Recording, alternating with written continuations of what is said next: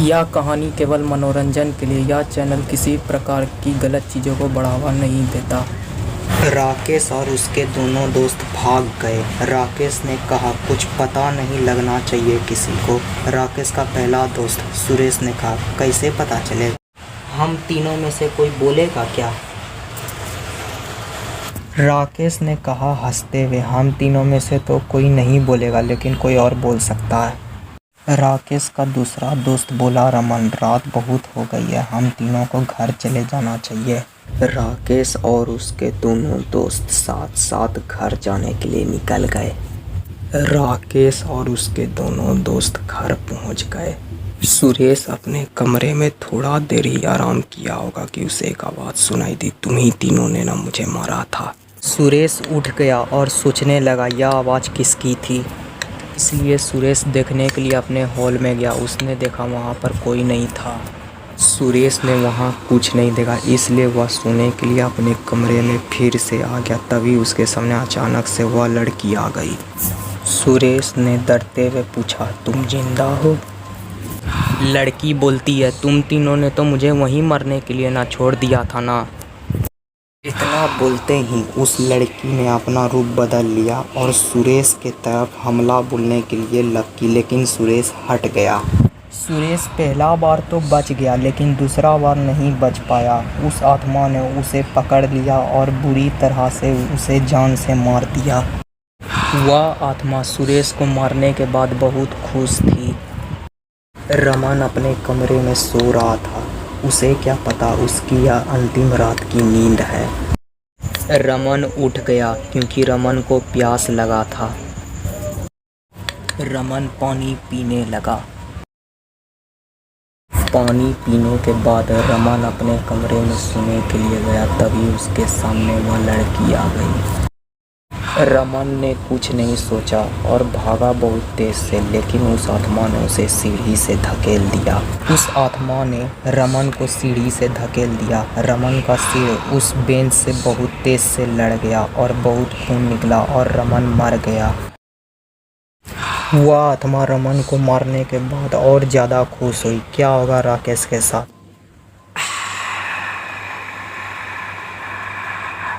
सुबह हो जाता है। राकेश अपने कमरे में सो रहा था। उसे क्या पता था कि उस रात को उसके दोनों दोस्त मर चुके हैं। तभी राकेश का फ़ोन बजता है और राकेश को पता चलता है कि अब उसके दोनों दोस्त अब इस दुनिया में नहीं रहे। राकेश हैरान और परेशान है। यह बात राकेश को सुरेश के पापा ने रोते हुए कहा। राकेश फ़ोन रख तैयार हो जाता है। राकेश सुरेश के घर पहुंचता है। सभी के चेहरे पर उदासी। माता पिता रो रहे हैं। राकेश बहुत उदास था। सोच रहा था कि यह सब कैसे हो गया। एक तरफ रमन के माता पिता भी बहुत रो रहे थे। लोग सोच रहे थे कि इतनी कम उम्र में कैसे छोड़कर चले गए। राकेश शोक सभा से घर आ जाता है। सुरेश और रमन का अंतिम संस्कार होने के बाद राकेश बहुत उदास है। राकेश के पापा बोलते उदासी से, जो होने का था वो तो हो गया। सुरेश और रमन के जाने का दुख हमें भी है, लेकिन हमें जिंदगी में आगे भी तो बढ़ना है। राकेश उदासी में है, लेकिन समझ गया। फिर राकेश बोलता है, अभी मैं किसी अपने दोस्त के यहाँ जा रहा हूँ और परसों सुबह घर आ जाऊँगा। राकेश के पापा ठीक है बोलते और कहते, ठीक से जाना। राकेश हाईवे पर गाड़ी पकड़कर बैठकर अपने दोस्त के घर के लिए निकल गया। किस्मत से जो गाड़ी वाला था वो भी उसका दोस्त था। राकेश की दोस्त की गाड़ी सुनसान घर के सामने रुकी। राकेश गाड़ी से बाहर निकला और अपने दोस्त को खोजने लगा। तभी राकेश ने दरवाजा खटखटाया। तभी अंदर से राकेश का दोस्त अमित बाहर निकलता है और साथ साथ घर के अंदर चले जाते हैं और कुर्सी पर बैठ जाते हैं। राकेश ने उस दिन जो जो किया सब अमित को बता दिया। अमित बोलता है, तुझे और तेरे दोनों दोस्तों को ऐसा नहीं करना चाहिए था। उस दिन भी तूने पार्टी में झगड़ा किया था। राकेश सोचने लगा, फिर उसे याद आता। एक दिन राकेश अपने दोनों दोस्त सुरेश और रमन के साथ एक पार्टी में गया था। राकेश और उसके दोनों दोस्त सुरेश और रमन ने वहाँ बहुत मजे किए उस पार्टी में और खाना खाए। तभी राकेश ने उस पार्टी में ताश का बाजी लगा लिया खाना खाने के बाद और जीत गया। उस आदमी ने राकेश को पैसे दे दिए। राकेश और उसके दोनों दोस्त बहुत खुश हुए और खुशी के मारे राकेश और उसके दोनों दोस्त नाचने लगे। तभी राकेश की नज़र वही सुंदर लड़की पर पड़ी जिसको राकेश के दोस्त रमन ने धक्का दे दिया था। उसका नाम रिया है। उस पार्टी वाला दिन राकेश उसे प्रपोज करने का कोशिश किया रिया को, लेकिन रिया ने उसे एक थप्पड़ उस दिन भी मारा। ये सब रिया का बॉयफ्रेंड देख लेता और राकेश से मार करने लगता है। रिया ये सब देख रही थी। मार में रिया का बॉयफ्रेंड राकेश के पेट पर 2 घूंसे और चेहरे पर जोरदार घूंसा मारता है।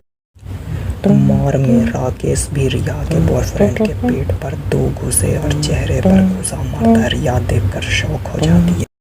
फिर सुरेश और रमन और राकेश तीनों गुस्से से पार्टी से चले जाते हैं। राकेश अमित से गुस्से से पूछता है कि तुझे ये सब कैसे पता। अमित बोलता है, तेरा दोस्त रमन ने ही तो मुझे एक दिन बातों बात में बोल दिया था।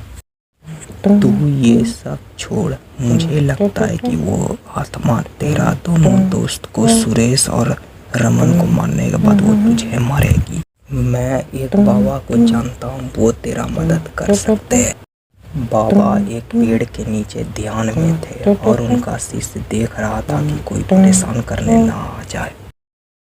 तभी राकेश और अमित वहाँ आते हैं। तभी बाबा का शिष्य उन दोनों से कहता है कि बाबा बहुत देर से ध्यान में है।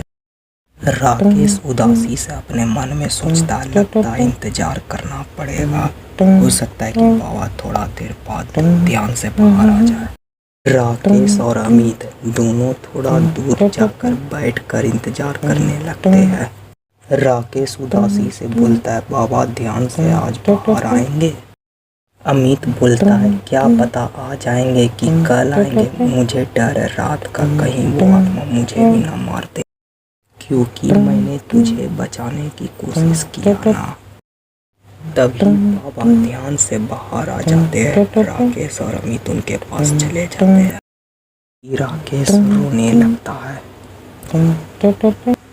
बाबा बोलते हैं, तुम रो क्यों रहे हो बालक। राकेश बोलता है, मेरे पास रोने के सिवा कुछ नहीं बचा है। राकेश ने उस दिन अपने दोनों दोस्तों के साथ उस लड़की के साथ किया सब बता दिया, और आज मैंने देखा मेरे दोनों दोस्त मर चुके हैं। वो आत्मा तुम्हें नहीं छोड़ेगी, तुमने उसके साथ बहुत गलत किया है। तुम्हारे दोनों दोस्त जो मरे वो भी उसी आत्मा का काम है। तब मैं क्या करूं, कोई रास्ता नहीं है। एक रास्ता है, मुझे आज रात 11 बजे एक यज्ञ कराना होगा, लेकिन अगर उस यज्ञ के दौरान अगर कोई दूसरा आदमी आया या फिर यज्ञ करते समय उस रास्ते से कोई गया तो वो आत्मा तुम्हें मार देगी। क्या तैयार हो यज्ञ के लिए? मैं तैयार हूँ। रात हो जाता है। अमित और राकेश दोनों यज्ञ में पहुंच चुके हैं। बाबा ने यज्ञ शुरू कर दिया है। अचानक से हवा बहुत तेज चलने लगा, इतना तेज कि पेड़ का पत्ता उड़ने लगा। अमित और राकेश का डर से बुरा हाल है। यह सब देखकर राकेश ने तो अपनी आंखें बंद कर ली है। तभी बारिश हो जाता है। जहाँ यज्ञ हो रहा था उस जगह से वहाँ से एक आदमी जा रहा था। तभी राकेश और अमित का डर से और बुरा हाल हो जाता है। तभी वहाँ वह बुरी आत्मा आ जाती है, पहले से और खतरनाक रूप में, और राकेश के ऊपर झपट कर उसका गर्दन मोड़ देती है। और राकेश मर जाता है। वो आत्मा एक सुनसान जगह पर जाकर गायब हो गई हमेशा के लिए। आप लोग को यह नशा पार्ट 1, 2, 3 कैसा लगा कमेंट बॉक्स पर बताना ना भूले। यदि अगर किसी और टॉपिक पर हॉरर टेक्स्ट स्टोरी चाहिए तो वो भी कमेंट बॉक्स पर लिख दे। हमारे चैनल मिस्टर भूत वाई पंपकिन को लाइक, सब्सक्राइब एंड शेयर करना ना भूले।